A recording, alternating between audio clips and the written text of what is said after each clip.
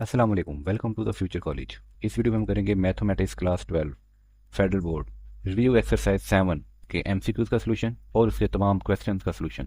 MC number 1 है the eccentricity is the ratio of distance of a point on the conic section from. तो किसी भी conic section के लिए जो एसेंट्रिसिटी होती है वो होती है ratio distance from the point to focus to distance from the point to directrix. तो फोकस से डायरेक्ट्रिक्स की रेशियो को हम एसेंट्रिसिटी कहते हैं। तो हमारा करेक्ट ऑप्शन होगा A, focus to directrix. Answer number 2, eccentricity of circle is. तो सर्कल की एसेंट्रिसिटी 0 होती है। तो हमारा करेक्ट ऑप्शन होगा E is equal to 0 D. Third MCQ है the focus of the parabola x square minus x square is equal to -16y is. तो x square is equal to -16y, इसका जो focus है वो 0, क्योंकि x square का formula होता है x square is equal to 4a y। यहाँ पे a को हमने p का है, और अगर हम -16 को 4a या 4p इसे ले लें तो 4p से कंपेयर करें तो p की वैल्यू आ जाएगी -4। तो फोकस होता है 0, p या 0, a, तो फोकस आएगा 0, -4, option D. Answer number 4, length of the latus rectum of the ellipse. और इलिप्स की इक्वेशन दी हुई है x square over 16 plus y square over 9 is equal to 1। Ellipse का जनरल फार्म होता है x square over a square plus y square over b square is equal to 1 जब a की वैल्यू ग्रेटर देन b हो। तो यहाँ a square की value greater than b square है। इस सूरत में लेटस रेक्टम का फार्म होता है 2b स्क्वायर ओवर a। और यहाँ पे हम देखें तो 4 का स्क्वायर होता है 16, तो a हमारे पास 4 है, और 3 का स्क्वायर होता है 9, तो b हमारे पास 3 है। तो a की वैल्यू 4 और b की वैल्यू 3 हम इसे पुट कर देते हैं। 2 मल्टीप्लाई बाय b है हमारे पास 3 और b स्क्वायर है 9, तो 2 मल्टीप्लाई 9, और a की वैल्यू हमारे पास यहाँ पे a स्क्वायर 16 था तो a की वैल्यू 4 है। इसे सिंप्लीफाई करेंगे तो हमारा आंसर आ जाएगा 9/2, ऑप्शन सी। आंसर नंबर 5 है equation of the directrix of the ellipse. Ellipse की इक्वेशन दी हुई है इज इक्वल टू 1। तो equation of the directrix of the ellipse, और इलिप्स की इक्वेशन दी हुई है वो होगी यहाँ पे y is equal to +-18 over √5। वैसे यहाँ पे देखें, यहाँ पे a वाई स्क्वायर के नीचे बड़ी वैल्यू को हम a लेते हैं, तो 36 का स्क्वायर है तो a इज इक्वल टू 6 आ जाएगा, b इज इक्वल टू 4 आ जाएगा, 4 का स्क्वायर हो जाएगा 16, और एसेंट्रिसिटी का फार्मूला होता है 1 - b square over a square का under root for the ellipse. इसमें हम वैल्यू पुट कर देंगे और सिंप्लीफाई करेंगे तो एसेंट्रिसिटी आ जाएगी √5/3। अब डायरेक्ट्रिक्स इक्वल होगा y is equal to +-a over e, और a की वैल्यू हमारे पास 6 और e की हमने निकाली है √5/3। इसकी वैल्यू पुट करेंगे, ये 3 ऊपर जाकर मल्टीप्लाई हो जाएगा तो आ जाएगा +-18 over √5, option A. MCQ number 6 है एसेंट्रिसिटी ऑफ द हाइपरबोला, और हाइपरबोला की हमें इक्वेशन दी गई है। जैसे मालूम है एसेंट्रिसिटी का फार्मूला होता है हाइपरबोला के लिए 1 + b square over a square का अंडर रूट। और इस इक्वेशन में ये देखें एक्स स्क्वायर के नीचे है 25, तो ये हमारे पास a का स्क्वायर होगा, तो a स्क्वायर के लिए a आ जाएगा 5, और वाई स्क्वायर के नीचे है 81, तो b की वैल्यू आ जाएगी 9। a और b की वैल्यू को हम इस फार्म में पुट करेंगे तो हमारी एसेंट्रिसिटी आ जाएगी √106/5, ऑप्शन बी। 7 एमसीक्यू है equation of the conjugate axis of the hyperbola. Hyperbola हमें दिया गया है, इक्वेशन ऑफ कॉन्जुगेट एक्सिस हम निकालना है। अगर हम इसे और से देखें तो x-1 और y+3, ये बता रहा है कि हमारा सेंटर है 1 और -3। x-1 को इक्वल टू 0 पुट करेंगे तो x की वैल्यू 1 आ जाएगी, तो सेंटर का x पॉइंट आ जाएगा 1, और y+3 को इक्वल टू 0 पुट करेंगे तो y की वैल्यू -3 आ जाएगी, तो ये हमारा y का पॉइंट आ जाएगा -3। तो हमारा सेंटर होगा 1, -3। ये ट्रांसवर्स एक्सिस हॉरिजॉन्टल है और कॉन्जुगेट एक्सिस होगा वर्टिकल, इसमें x की वैल्यू होगी इक्वल टू 1। हमारा करेक्ट ऑप्शन होगा A, x is equal to 1। Centre 1, -3 पे ट्रांसवर्स एक्सिस जो होगा वो हॉरिजॉन्टल होगा, so the conjugate axis is vertical through the centre, x is equal to 1। MCQ number 8 है length of the tangent drawn from the point 1 to the circle.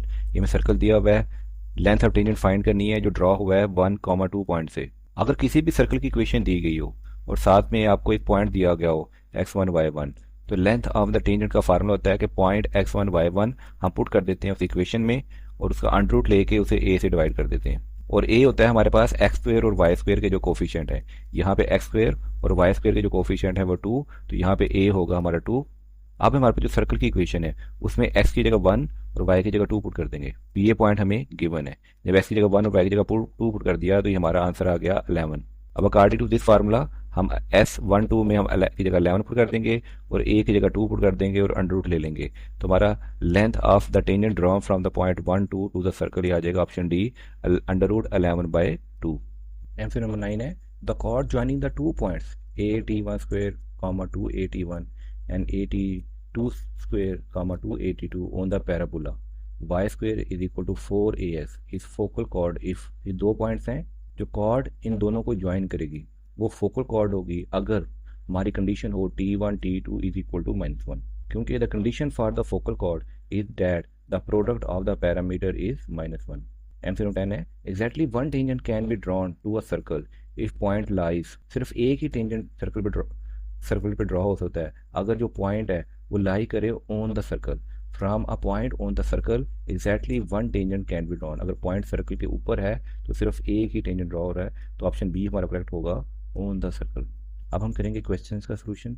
Question number 2 है एक point है P A comma B. ये point है ए comma B point B ये lies कर रहा है आउटसाइड द सर्कल। ये सर्कल के बाहर वो पॉइंट लाइट कर रहा है और सर्कल का सेंटर एट ओरिजिन सर्कल का सेंटर ओरिजिन पे है यानी कि वो है 0,0 and from P a tangent is drawn.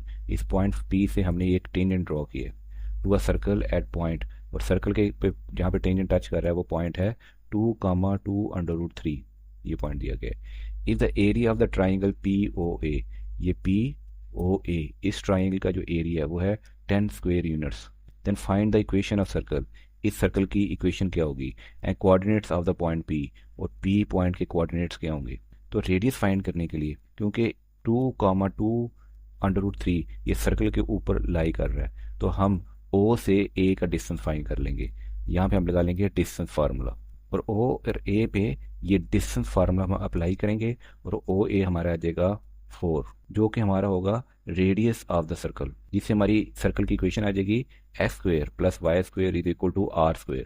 तो रेडियस आया हमारे पास 4 तो r² आ जाएगा हमारे पास 16। तो ये हमारा पहला पार्ट सॉल्व हो जाएगा। आप निकालेंगे coordinate of the point P के कोऑर्डिनेट निकालेंगे। तो यूज़ करेंगे एरिया कंडीशन जैसे हमें क्वेश्चन में गिवन है कि PAO इस ट्राइंगल का जो एरिया है वो है 10 स्क्वायर यूनिट्स। तो 10 स्क्वायर यूनिट्स का एरिया है इस पर हम फार्मूला लगाएंगे ट्राइंगल के एरिया का 1/2 बेस इंटू हाइट। और जैसे हमें मालूम है कि जो टेंजेंट होता है वो हमेशा रेडियस के परपेंडिकुलर होता है तो हम ले लेंगे 1/2 OA हम निकाल चुके हैं ये आया था हमारे पास 4 मल्टीप्लाई बाय PA ये PA हम फाइंड करने जा रहे हैं इज इक्वल टू एरिया और एरिया हमें दिया गया 10। इसको हम सॉल्व करेंगे तो PA की लेंथ हमारे पास आ जाएगी 5। और जैसे मालूम है कि पैथागोरस थ्योरम में कि OA रेडियस PA के परपेंडिकुलर है और ये परपेंडिकुलर है तो ये हमारी एक राइट एंगल ट्राइंगल है जिसमें हाइपोटेन्यूज OP का square is equal to OA का स्क्वायर प्लस AP का स्क्वायर। तो इसमें हम पैथागोरस थ्योरम लगा देंगे इसमें हम वैल्यू पुट कर देंगे तो OP का स्क्वायर हमारे पास आ जाएगा 41। अब इक्वेशन ऑफ टेंजेंट के लिए हम सर्कल इक्वेशन लिखेंगे x² + y² is equal to 16 और इसका पॉइंट A 2,2√3 पे हमने टेंजेंट निकालना है। इक्वेशन ऑफ टेंजेंट लगाएंगे x1x + y1y is equal to r² और x1 और y1 की जगह हम ये दो वैल्यूज पुट करेंगे x1 की जगह 2 और y1 की जगह 2√3 और x की जगह x ही आ जाएगा y की जगह y आ जाएगा और r² की जगह आ जाएगा 16। इसको हम सिंप्लीफाई करेंगे यानी कि पूरी इक्वेशन को 2 से डिवाइड करेंगे तो ये हमारी इक्वेशन आ जाएगी। अब क्योंकि PAB ये लाई कर रहा है टेंजेंट पे इसलिए x की जगह हम लिख देंगे a और y की जगह हम लिख देंगे b। इक्वेशन बन जाएगी a + √3b is equal to 8 plus √3b यहाँ पे प्लस हो रहा था इसको उस तरफ ले जाएंगे तो ये माइनस हो जाएगा तो a की वैल्यू आ जाएगी इज इक्वल टू 8 - √3b। और जब हम यहाँ पे पैथागोरस थ्योरम लगाया था तो a² + b² is equal to 41 की इक्वेशन यहाँ पे हमने ड्राइव की थी क्योंकि अगर O हमारे पास ओरिजिन है तो पैथागोरस थ्योरम के अकॉर्डिंगली एक साइड हमारी A होगी और दूसरी साइड हमारी B होगी। तो a² + b² का सम जो होगा वो आया था हमारे पास 41। इस इक्वेशन में हम a की जगह 8 - √3b पुट कर देंगे तो यहाँ a की जगह मैंने ये वैल्यू पुट कर दी है इसका मैं स्क्वायर लूँगा और इसको हम सिंप्लीफाई करेंगे। इसको हम सिंप्लीफाई करेंगे तो एक क्वाड्रेटिक इक्वेशन बन जाएगी जिसमें हमारा वेरिएबल होगा b। ये वो इक्वेशन थी इस पे हम क्वाड्रेटिक फार्मूला लगाएंगे। क्वाड्रेटिक फार्मूला लगा के हम b की वैल्यू निकाल लेंगे। इसकी सिंप्लीफिकेशन आप यहाँ पे दे सकते हैं। जब हम b की वैल्यू निकाल लेंगे तो उसमें हम इसमें पुट करेंगे a is equal to 8 - √3b और b की जगह हम ये सारी वैल्यू पुट कर देंगे और इसको हम सिंप्लीफाई कर लेंगे और इसको सिंप्लीफाई करने से हमारा आंसर आ जाएगा ये a की वैल्यू आ जाएगी। इस तरह ये हमारी a की वैल्यू होगी और ये हमारी b की वैल्यू होगी। अब हमारा जो पॉइंट होगा वो होगा a की वैल्यू एंड b की value.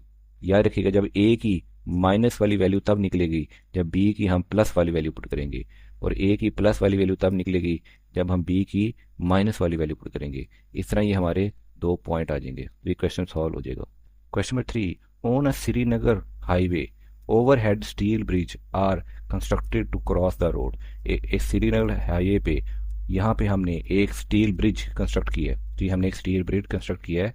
They are supported by the parabolic arch over them, इसके ऊपर पैराबोलिक आर्क है जिससे हमने इस ब्रिज को सपोर्ट किया है।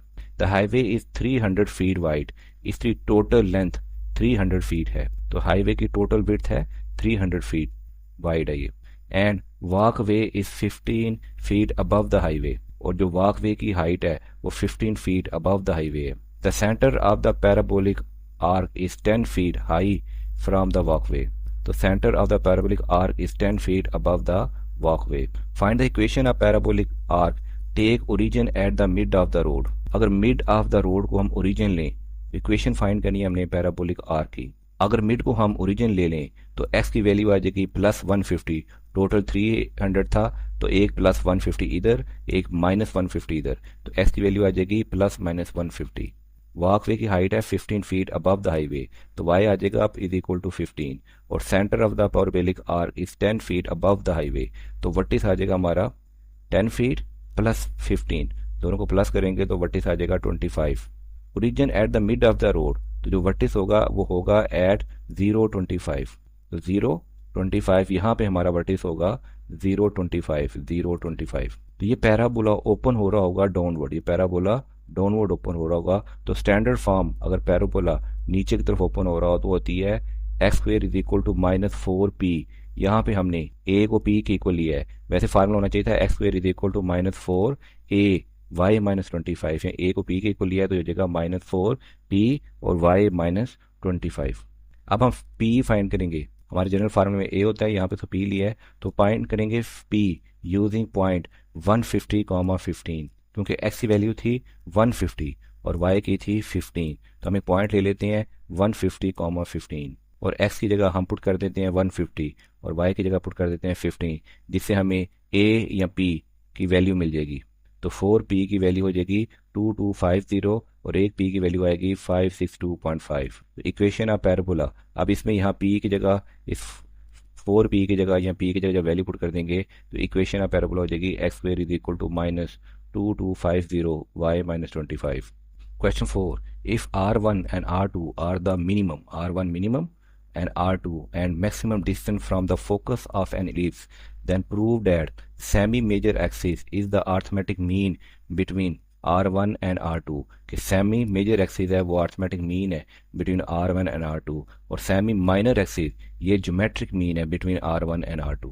तो R1 और R2 ये मिनिमम और मैक्सिमम डिस्टेंस है from focus of the ellipse. तो प्रूव करना है for ellipse with foci at ±c, 0, तो R1 होगा a - c और R2 होगा a + c।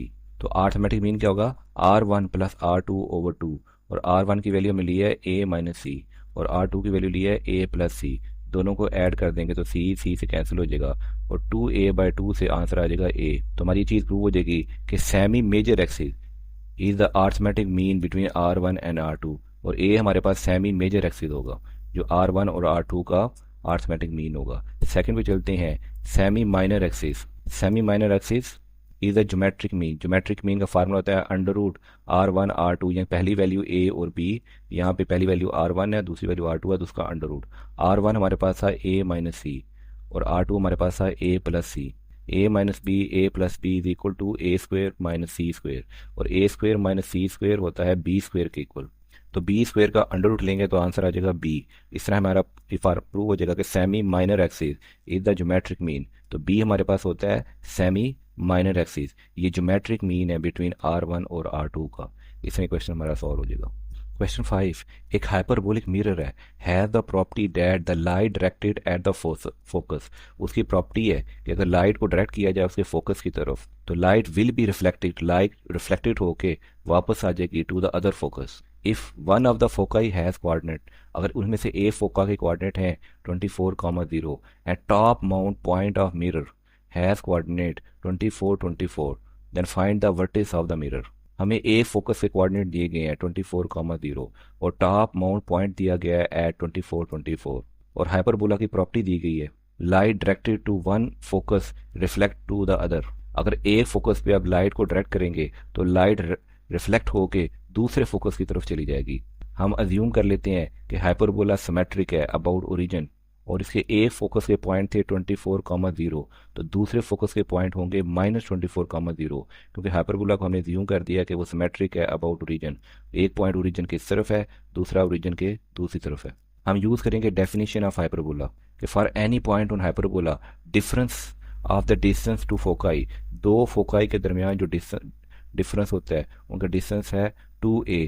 तो from the point 24 from the point 24 distance to 24,0 ये होगा 24 और डिस्टेंस टू -24,0 इस पे हम लगा लेंगे डिस्टेंस फार्मूला 24 -24 एंड 24 -0। ये हमने डिस्टेंस फार्मूला लगाया और इसको सिंप्लीफाई किया तो हमारा आंसर आया 24/5। सो 2a की वैल्यू होगी 24/5 -24।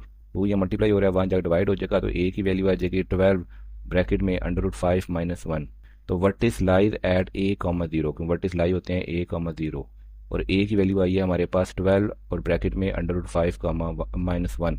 तो हमारा वर्टिस होगा 12 ब्रैकेट में √5 -1 bracket close, 0। Thank you my friends.